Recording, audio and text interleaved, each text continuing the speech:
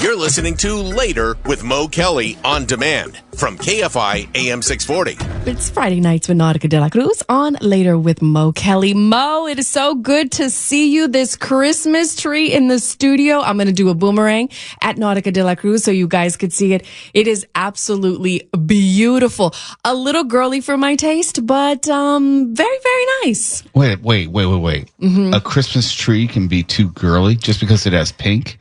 It's a little girly. It's girly and it's foofy, but it really is beautiful. No, it's gorgeous. It's gorgeous. Courtesy of Aldic. Oh my God, gorgeous. Okay, well, let's get down to business. My daughter was in town. She came into town from Portland, and she decided she wanted to vote because she's not a resident in Portland. So we actually went to two places here in LA. So like I said, my daughter, Brooklyn, was in town, and we went to the Japanese American National Museum located in the heart of Little Tokyo in downtown Los Angeles. I know it well. Yes, really? Okay, it's a vibrant cultural landmark dedicated to preserving and sharing the history and heritage of Japanese Americans. Established in 1985, the museum stands as a beacon of understanding and education, offering visitors a chance to explore the diverse experience of Japanese Americans from immigration to the present day. Its mission is to connect the people, its past with the present, while inspiring more just and inclusive of the future. Inside the museum houses a rich collection of artifacts, photographs, and personal stories that illustrate the struggles and triumphs of Japanese Americans. One of the most powerful exhibits is called Common Ground, the Heart of Community, which explores over 130 years of history, including the impact of Japanese internment during World War II. Now, visitors can see authentic housing unit rooms, personal items from forced detention, and hear stories that highlight resilience and courage. And everywhere you walk around, make sure you take your time to look at everything. Look at every piece of information and kind of artwork and the little plaques that give the description on the wall as well. Now, beyond its exhibit, the museum plays an active role in education and community outreach. Programs include workshops, film screenings, you don't want to miss those, and lectures that delve deeper into Japanese American culture and history. The museum also fosters dialogue about broader issues like civil rights, justice, and identity, making it a space for meaningful conversation. The Japanese American National Museum is really more just than a vault of history. It's a testament to the strength of a community and importance of remembering or shared past. Now, whether you're drawn to history, culture, or art, which I love art, the museum also offers something meaningful for everyone. It's a place where stories come alive, connections are made, conversations are had, and it gives you a very deep understanding. The Japanese American National Museum is located at 100 North Central Avenue in Los Angeles. Now, their museum hours are Tuesday, Wednesday, Friday, and Sunday, 11 a.m. to 5 p.m., and Thursday, 12 to 8. But I suggest that you go online to www.janm.org, get your tickets. Now, it's more on the pricier side, Mo, even though we like free ski, free $99. Adults are $16. Seniors and kids are $9, but age 5 and under are free. That's not a lot. No. Comparatively speaking, that's not a lot. Right. I mean, we've been to other places that are super expensive, but just steps away from the Japanese American National Museum is the Japanese Village Plaza, which I also walked just a few feet away with my daughter. And it has amazing, restaurants, anything from sushi to ramen to mochi desserts, whatever you like, whatever your taste buds kind of you want to indulge in, you could find it there. Also, there's a lot of great shops where you could find handcrafted souvenirs. And there's this amazing, I don't know the name of it, but there's this really amazing bookstore that I was just in awe of all the books that they had. These, I like books on what do you call it? I can't think of it. Japanese, what do you call that when they have the little garden and do you know what I'm talking about with the sand and the little Somebody help Yeah, me. and A Zen garden? Yes, a Zen garden. Okay. Oh Yeah, my I God. wasn't going to guess because I would have probably gotten in trouble. Oh my God. There was this book on Zen gardens and I was just like, I want to create a Zen garden just for my little, for my little apartment. But they have everything that you could absolutely want in the bookstore, and a lot of handcraft stuff too. So if you're really into the culture, you want to learn a little bit more, I think those are two great places that you might want to check out, which is the Japanese American National Museum and also right across a few feet away, the Japanese Village Plaza. I used to quasi work in Little Tokyo when I was working for the Los Angeles Chamber Orchestra. Oh, okay. One of our performance venues, back then it was called the Japan America Theater, but now it's called the Aratani Theater. And it's at 244, I think like Central, somewhere in Little Tokyo. But that whole area is, not only is it gorgeous, but it's a walk through history, and you kind of forget that you're right in the heart of downtown LA. But I haven't been in a few years, but I know that it's a wonderful cultural landmark and point of entry where you can learn about a community, most likely, which is not yours. And you don't have to go all the way around the world to do it. No, you don't. And, it's just a few blocks in that area, but you have these stores that have such great cultural artifacts. My daughter's really into skincare, as I am too, and we went to this, it's kind of like their version of CVS. And I was like, they have really nice, just wonderful creams and just serums that you put on your face. And, I don't understand the language, and a lot of it is not translated, but I was just in awe of just the things that they use in their culture. You know what I mean?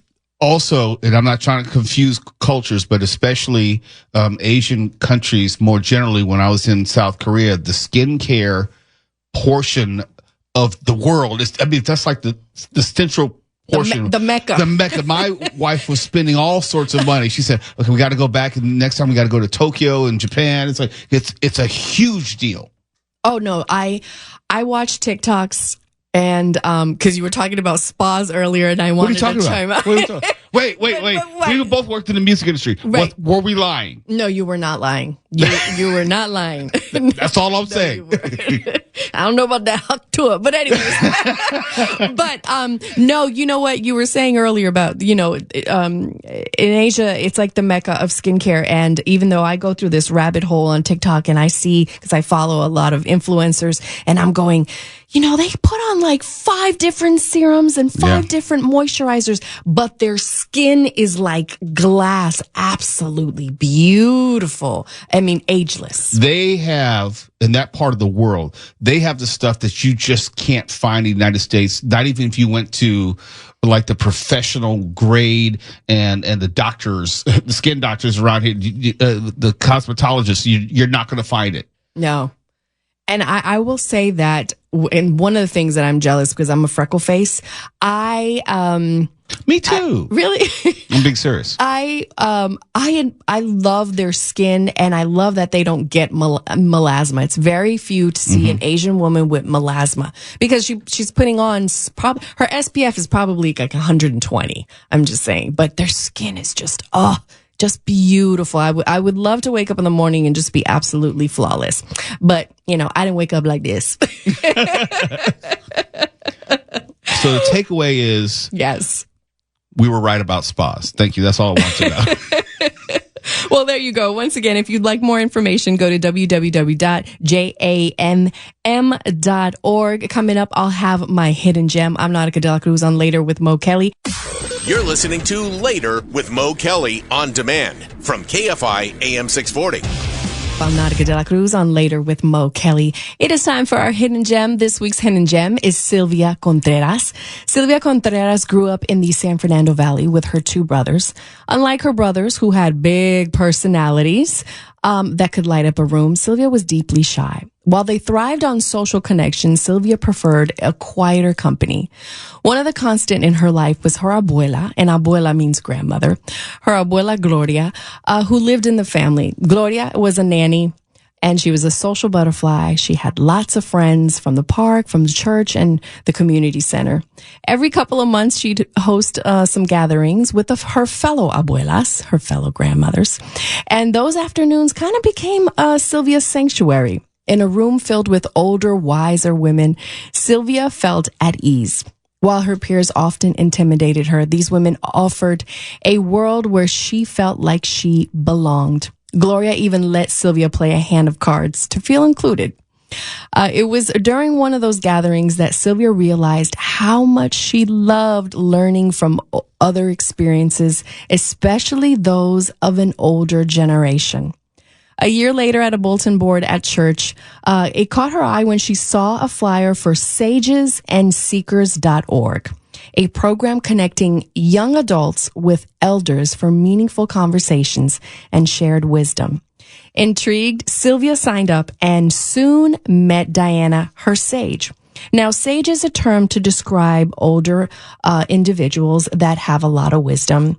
And, they just kind of have lived a little bit longer. And so she met her sage, Diana. And from their first conversation, Diana created a space where Sylvia felt safe to share her story. Diana's effortless warmth made Sylvia feel seen, heard, and valued.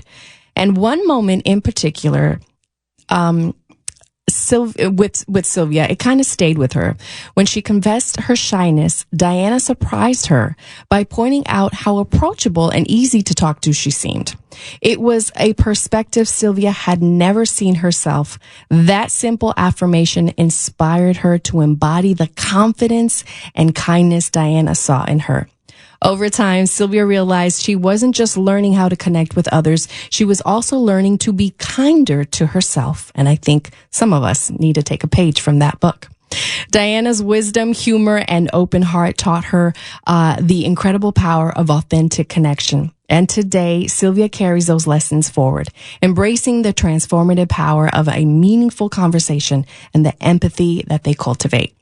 Sageandseekers.org's mission is to bridge the generational gap by fostering one-on-one connections between youth and elders, creating transformative relationships that combat isolation for seniors while nurturing empathy and personal growth in younger participants.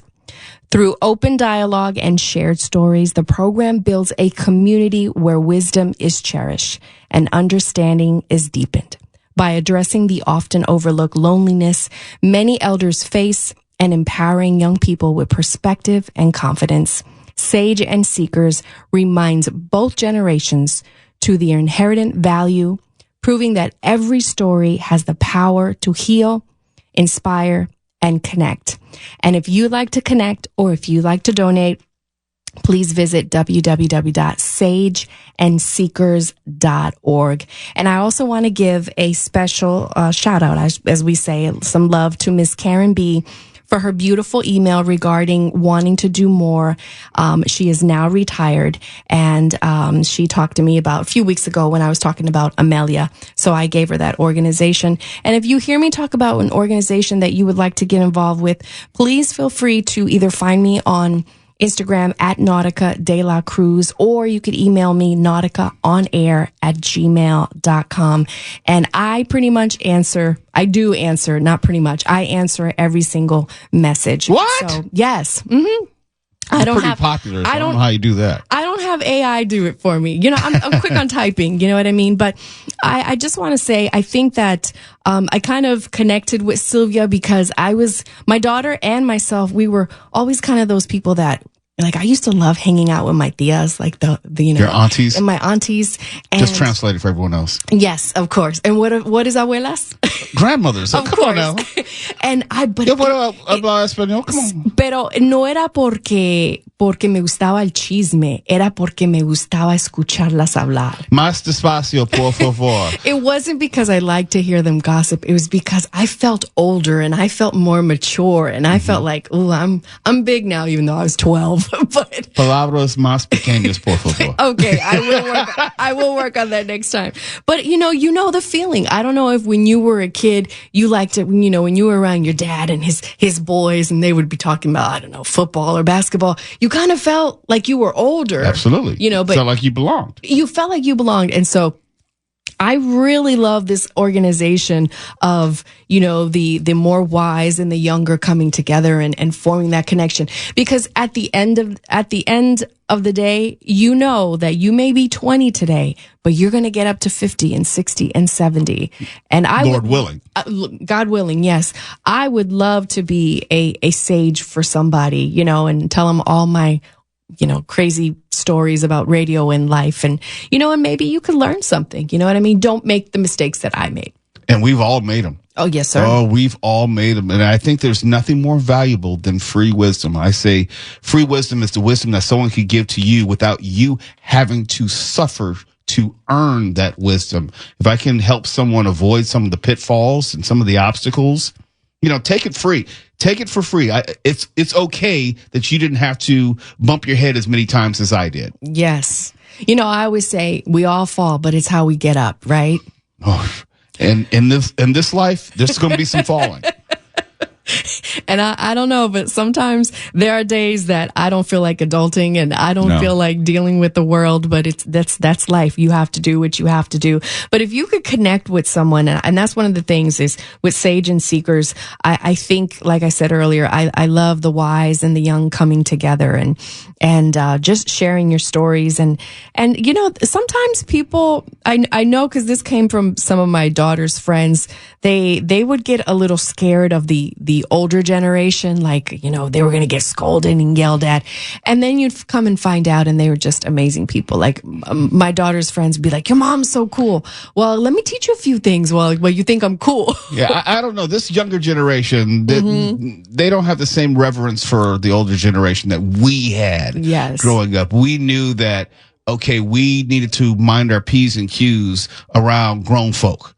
We weren't allowed to even participate in conversations with adults. It's like, remember they would say, don't you see us adults talking? Mm-hmm. Children were to be seen and not heard.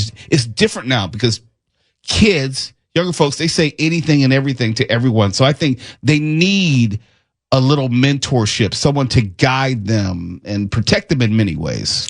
I agree with you 110%. And I always listen, like, when my daughter's around with her friends, I always go, listen. I said, the voice of experience. I may be a voice of radio, but I'm a voice of experience. I have been around the sun a little bit longer than you. And I am also older and I made mistakes and I, flunked a few classes and I was and I still am not perfect. I don't even want to be perfect. I just want to be as good as Mark Rahner. Keep wishing, buddy boy. Speaking of Mark Rahner, thank you so very much for having me, Mo. I hope you have a wonderful weekend. I'm Nautica de la Cruz on Later with Mo Kelly.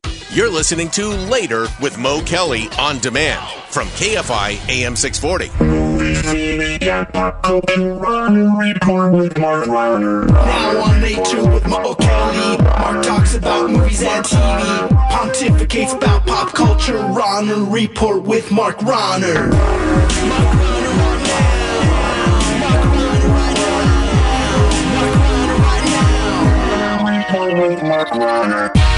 Welcome to the Rahner Report. I'm Mark Rahner. This week, Gladiator 2.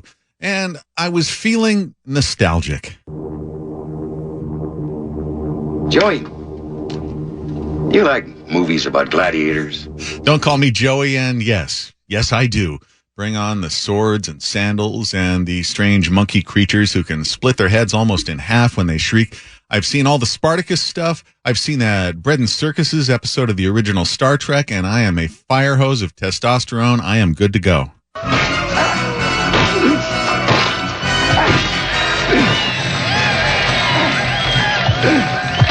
admit it, you find these games frightening, revolting.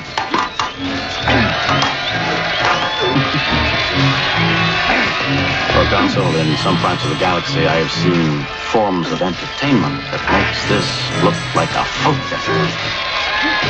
That's right, a folk dance. Gladiator 2, you absolutely know you want to say Roman Boogaloo. You know you do. It is the sequel absolutely nobody was asking for to Ridley Scott's Gladiator from 2000. Here's a little bit of the trailer. It is an art, choosing gladiators. They're usually prisoners of war. I claim this city for the glory of Rome. You have something in you. Rage. Never let it go. It will carry you to greatness. I own you now. But whose head could I give you to satisfy your fury? The general will do. Rome has taken everything from me. But I will have my vengeance. There is plenty of pain waiting for you in the next life. I don't know why you are so greedy for it in this one. And you get the idea. Pain. Plenty of pain. Now, that original Gladiator from 2000, I think that was the one that really made Russell Crowe a superstar. He played a general who got screwed over. He was made a slave gladiator, and he vows revenge on the really obviously hissable villain Emperor Joaquin Phoenix, which was even before he went on to make Joker Folie au Deuce. The fact that no one was asking for a sequel didn't mean one hadn't been kicked around for years. One minor speed bump to that was... cover your ears if you don't want a spoiler on a 24-year-old movie. Crowe's character dies at the end of the first one. Also, in case you hadn't heard this about Citizen Kane, Rosebud is a sled. We're getting all the spoilers out of the way tonight. One absolutely bat-crap sequel idea came from Nick Cave, the musician, and it involved Crowe's Maximus in the afterlife and becoming immortal and fighting in wars throughout history. And the part of me that clicks on obscure Tubi titles at 4 a.m. kind of wanted to see that, in addition to Christopher Plummer in the Hooker cult murders last weekend. How could you not watch that once you know it exists?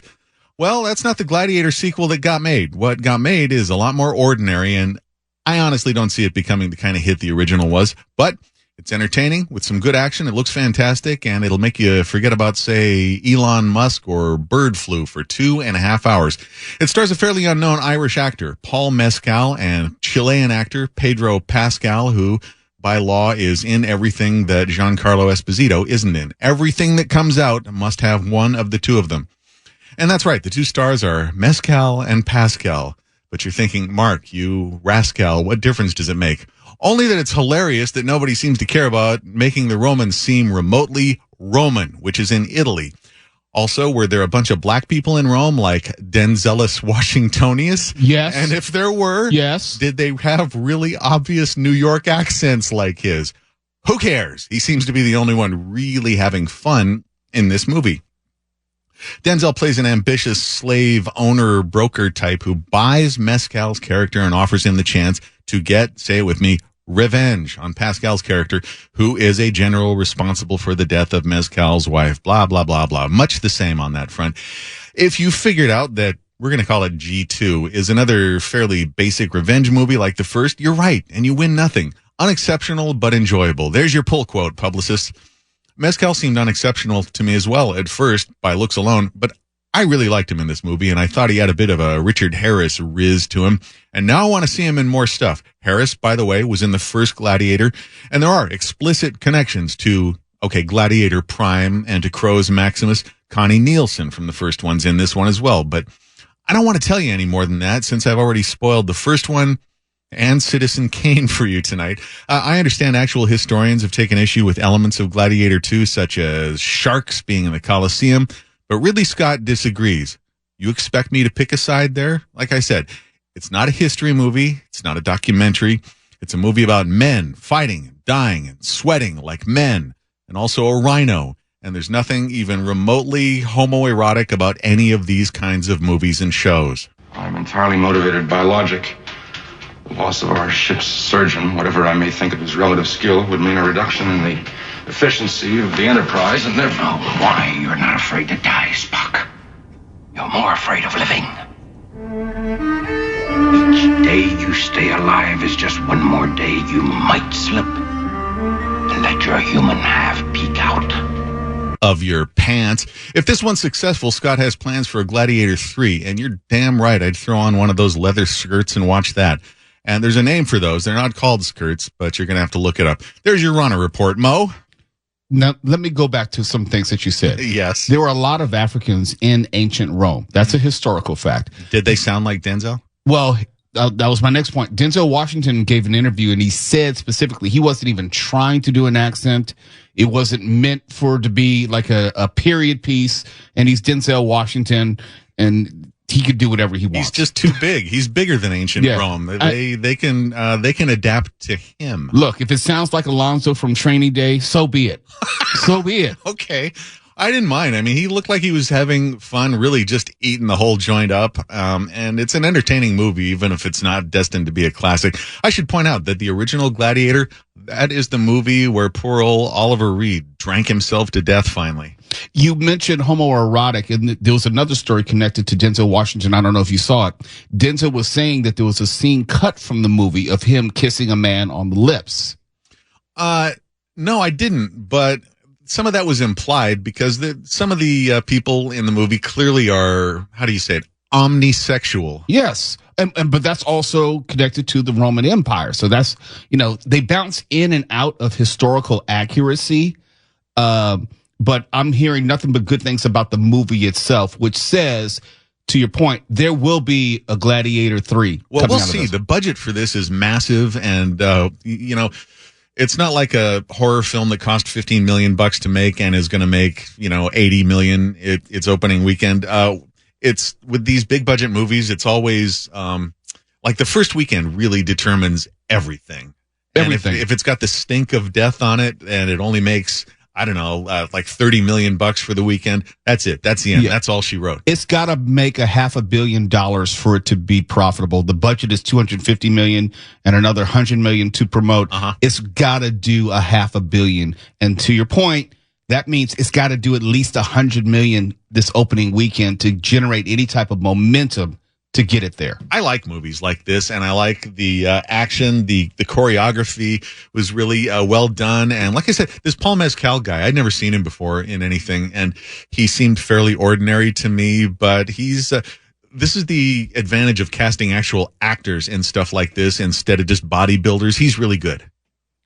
In fact, I think I will see this one. I don't know when I'll get to see it. It won't be this weekend, but maybe over the Thanksgiving Day weekend, which I'll have a little bit more time, presumably. Yeah, this would have been a good one for the boys to go out and have a couple shots before and then sit and, well, doze off like we always do.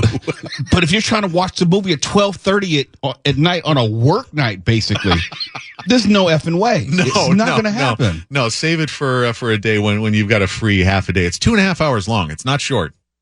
Was there an end credit scene?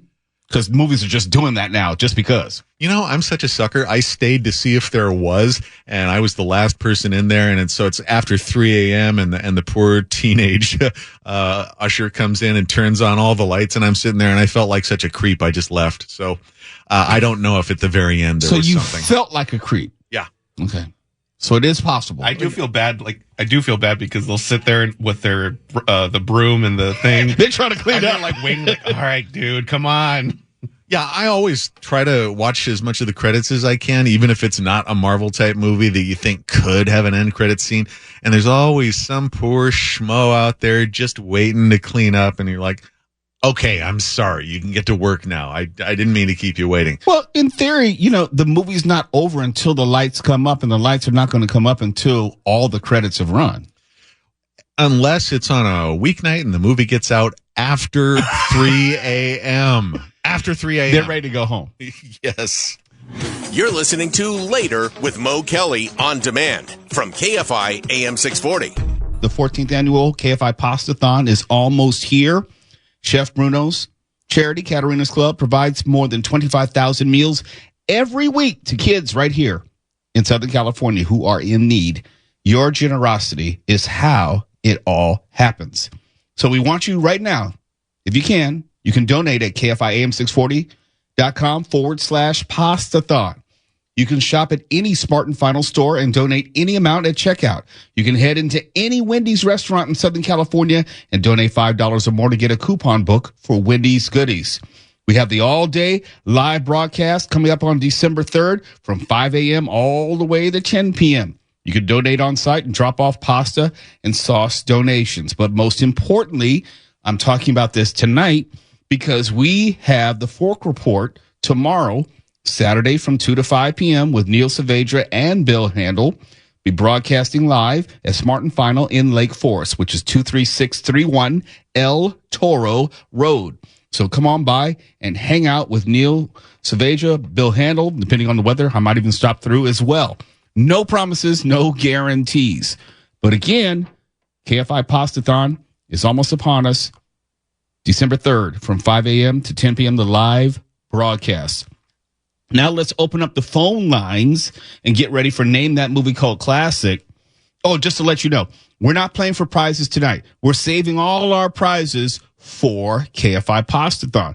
So at KFI Pastathon, we'll be giving away T-shirts. We'll be giving away mugs. We'll giving away keychains as well. But tonight, we're just playing because you just want to say thanks. It's the Thanksgiving. I know that sounded weird. The Thanksgiving edition of Name That Movie Called Classic. Give us a call at 800-520-1KFI. 800-520-1534.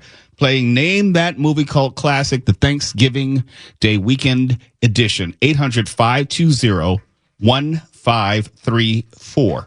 And before we go to break, very quickly, want to tell you about the 15, no, actually, let's do 10. The 10 most successful bad movies of the 2000s. The 10 most successful bad movies of the 2000s. We're talking about movies which were critical failures, but commercial successes. So you don't mean a movie like Pretty Woman bad? No, that could be pretty bad, but I have to look up their Rotten Tomatoes score. Okay. These are for movies which the Rotten Tomatoes critic score was below 35%, but the movie made at least $100 million. Critic score below 35%, but made more than $100 million. The best bad movies of the 2000s. So coming in at number 10 of the bad movies of the early 2000s.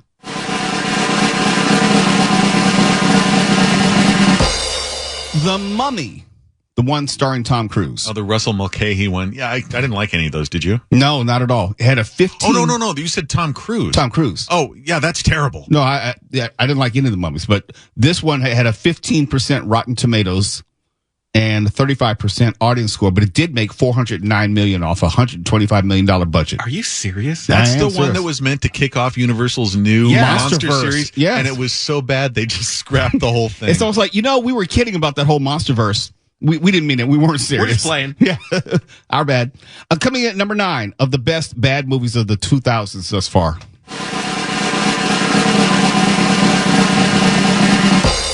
Alvin and the Chipmunks, The Squeakquel. Budget of $70 million. It made $443 million. A 21% critic score. Me if you got kids, always got a kick out of The Squeakquel. Number 8.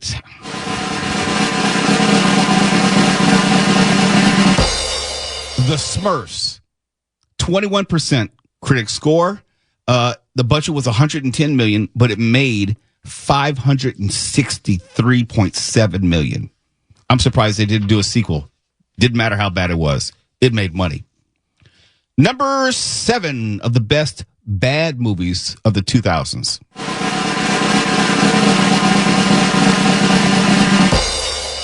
$50 Shades of Grey. Of course. Oh, yeah, that was... Budget, $40 million. Box office, $571 million. 25% critic score.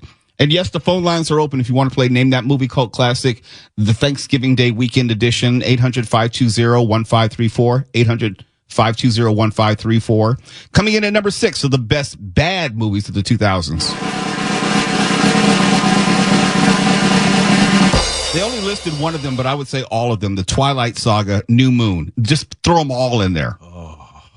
The budget was only $50 million, but the box office was $709 million. I don't know if you remember this, but the vampires were sparkly. They were. Everything was bad about that. I didn't know the budget was that low. Yeah, only 50 million. Dang. Yeah.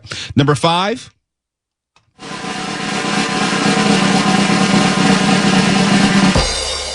Suicide Squad, not the Suicide Squad, but Suicide Squad, the one with Will Smith and Jared Leto and Margot Robbie. $175 million budget, $747 million box office. It was a 26% critics score. Now, there's a movement for the director's cut of that to come out. I think I'm good. Yeah, I don't need to see any more. Number 4.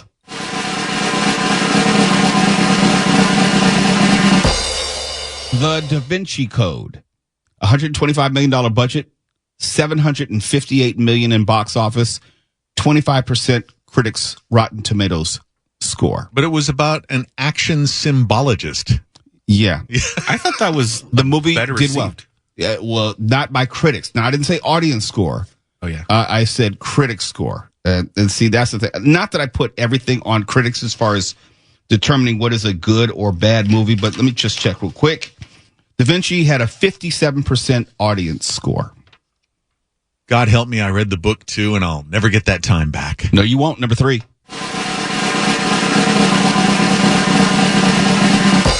Pirates of the Caribbean, Dead Men Tell No Tales. Budget $230 million, box office $794 million. Rotten Tomatoes score for the critics was 30%. Yeah. Number 2. This is just for you, Mark.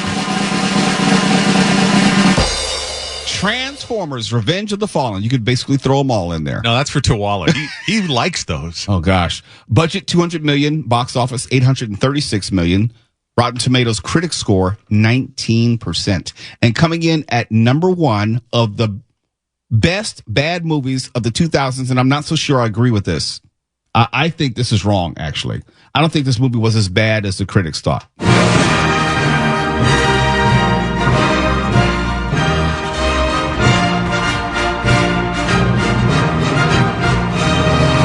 Batman versus Superman: Dawn of Justice.